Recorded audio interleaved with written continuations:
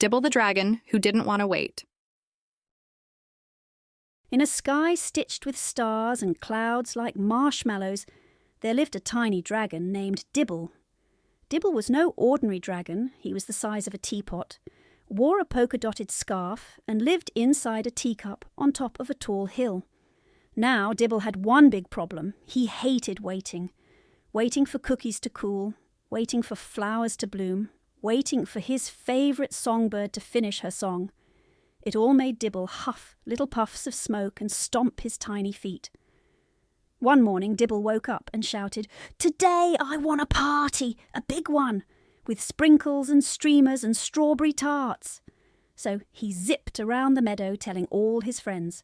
"Party in 1 hour," he cheered to the hedgehog. "Bring your best hat," he called to the snail. But when Dibble zoomed back to the hill, no one was there. Not the squirrel with her dancing shoes, not the mole with his maracas, not even the beetle who never missed a party. Dibble paced in circles. "Why is no one here? Where are my strawberry tarts? Why aren't the sprinkles sprinkling?" Suddenly, a soft voice floated up the hill. It was Willa, the wise old owl, perched in her tree with spectacles sliding down her beak. "Oh, Dibble," she hooted kindly, "you told everyone too fast. Good things take time, you know." "Time!" Dibble groaned. "But I want it now." Willa fluffed her feathers. "Patience is a bit like planting a seed. You water it, you wait, and soon it grows into something wonderful." Dibble scrunched his nose. "But what do I do while I wait?" "Anything," Willa smiled.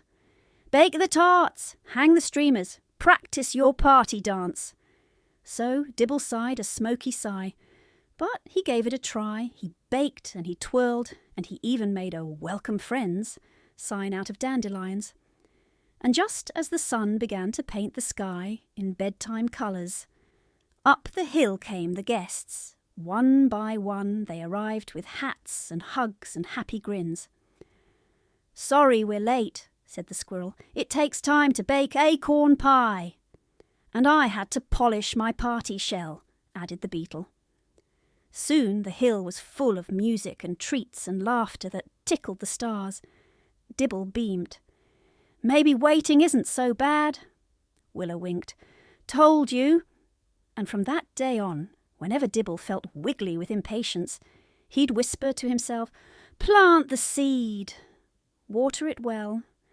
Wonderful things take time to dwell." Then he'd take a deep breath